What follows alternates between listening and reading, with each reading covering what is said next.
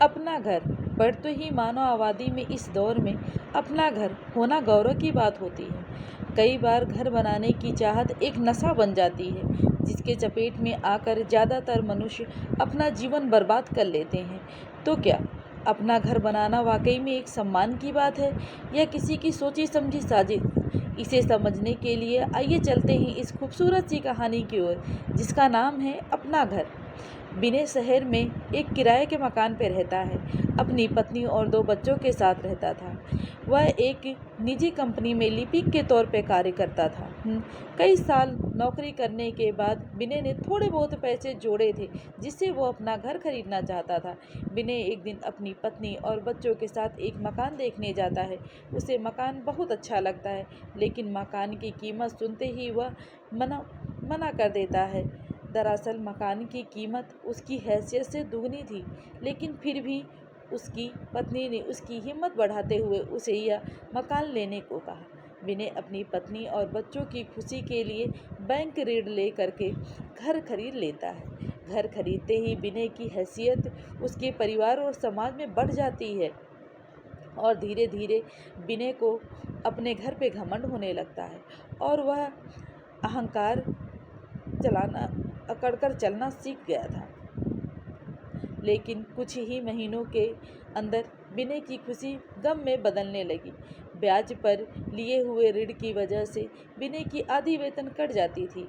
शुरू में तो विनय को इसका कोई भी फर्क नहीं पड़ा, लेकिन जैसे ही खर्चे बढ़ने लगे तो उसकी अपनी आर्थिक स्थिति की चिंता सताने लगी। फिर भी विनय थोड़े थोड़े जोड़ तोड़ करके अपना घर चला ही रहा था। लेकिन एक दिन अचानक विनय के छोटे बेटे की तबीयत खराब हो जाती है, जिससे वो डर जाता है और अपने बेटे को लेकर के अस्पताल पहुंचता है। अस्पताल में इलाज के दौरान पता चलता है कि बच्चे को कैंसर है और उसका ऑपरेशन करना बहुत ही ज़रूरी है, नहीं तो उसकी जान भी को खतरा हो सकता है। डॉक्टर की बात सुनते ही विनय और उसकी पत्नी घबरा गए। विनय की धड़कनें तेज़ से चलने लगीं, क्योंकि वह वैसे ही बैंक के कर्जे में लदा हुआ है। फिर भी बच्चे के इलाज के लिए इतने सारे पैसों की व्यवस्था कैसे होगी? विनय को कुछ समझ में नहीं आ रहा था। उसकी पत्नी ने उसे दिलासा देते हुए पूछा, क्या तुम्हारी कंपनी तुम्हारी कोई मदद नहीं करेगी? विनय ने कहा, हम पहले ही कर्ज ले चुके हैं, बैंक हमें दोबारा कर्ज नहीं देगा। इतना कहकर विनय अपने कुछ दोस्तों और रिश्तेदारों के पास मदद के लिए पहुंचता है, लेकिन वहां भी उसे निराशा ही हाथ लगती है।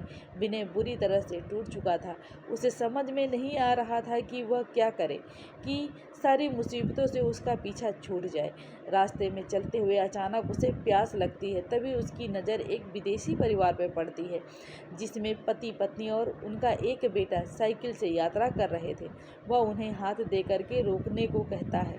विनय का इशारा पाते ही विदेशी परिवार रुक जाता है। विनय उनसे पानी मांगता है। वह तुरंत विनय को पानी पिलाते हैं।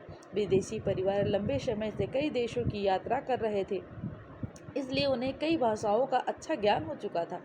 थोड़ी बहुत बातचीत के दौरान विनय को जैसे ही पता चला कि इस व्यक्ति ने अपनी सारी संपत्ति बेच दी है और अपने परिवार के साथ सभी देशों की यात्रा कर रहा है, इस बात से विनय के मन में उथल पुथल मच जाती है, क्योंकि वह अपना घर होना बड़ी शान की बात समझता था। विनय को लगता है कि आखिर कैसे कोई अपना सब कुछ बेच करके खुश हो सकता है। विनय के चेहरे से के हाव भाव देख करके विदेशी व्यक्ति को उसके दिमाग में चल रही उलझन साफ नजर आने लगी थी। विनय ने के विचलित मन को शांत करने के लिए उस व्यक्ति ने विनय से कहा, मेरा मानना है कि पूरी दुनिया ही मेरा घर है। फिर किसी एक कोने में अपना अधिकार जताकर मैं इतनी बड़ी पृथ्वी को पराया कैसे कर दूं? आज मैं पूरी दुनिया के किसी भी कोने में बिना चिंता के रह सकता हूँ, लेकिन यदि मेरा अपना मकान होता तो शायद मुझे उसकी देख रेख के लिए ज़्यादा परेशान होना पड़ता।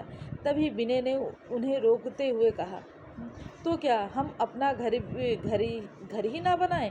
तभी उस व्यक्ति ने कहा, घर तो पशु पक्षी भी बनाते हैं, लेकिन उस पर पूरी जिंदगी निर्भर नहीं रहते, क्योंकि हर जीव की आज़ादी है। उसका परम लक्ष्य फिर फिजूल का बंधन पाकर के जीवन क्यों जिया जाए?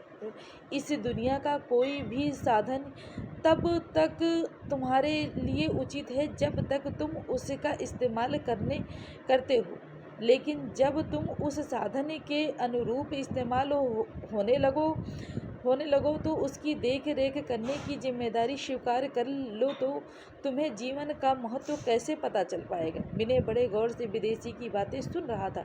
अचानक उसकी बातों से प्रभावित होते ही उसने पूछा, तो ऐसी परिस्थिति में हमें क्या चुनना चाहिए? विदेशी ने मुस्कुराते हुए कहा, वह सब कुछ छोड़ देना चाहिए जिसकी कीमत चुकाने के लिए सारी जिंदगी गुलाम रह करके गुजारनी पड़े। नहीं तो तुम्हारी जिंदगी बोझ बन जाएगी और दुनिया की गुलामी से तुम्हारा वास्तविक अस्तित्व भी मिट जाएगा। विनय उस व्यक्ति की बातों से पूरी तरह समझ पाने में असमर्थ था, इसलिए वह अपनी जिंदगी को समस्या उन्हें बताने लगता है। वह तुरंत उसे कहते हैं, तुम्हें अपना घर बेच देना चाहिए।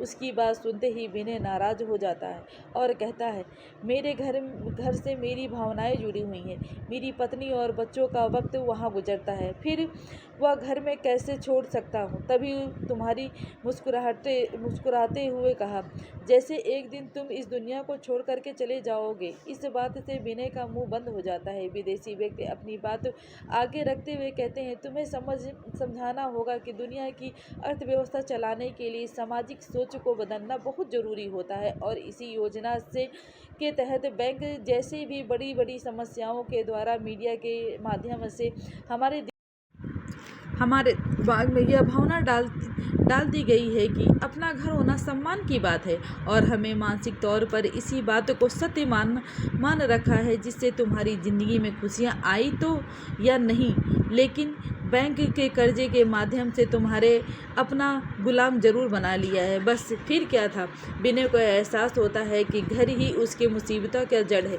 अगर वो इतने कर्जे में नहीं होता तो अपने बेटे का इलाज करवाना कौन सी बड़ी बात थी? विनय ने वापस आते ही अपना घर बेच दिया और अपने बेटे का इलाज करवाने के बाद फिर से किराए के घर में रहने लगा। इस घटना से विनय को सीख दिया था कि साधन सफ़र करने के लिए होते हैं, मंजिल बनाने के लिए नहीं। और इसी के साथ ही यह कहानी ख़त्म होती है।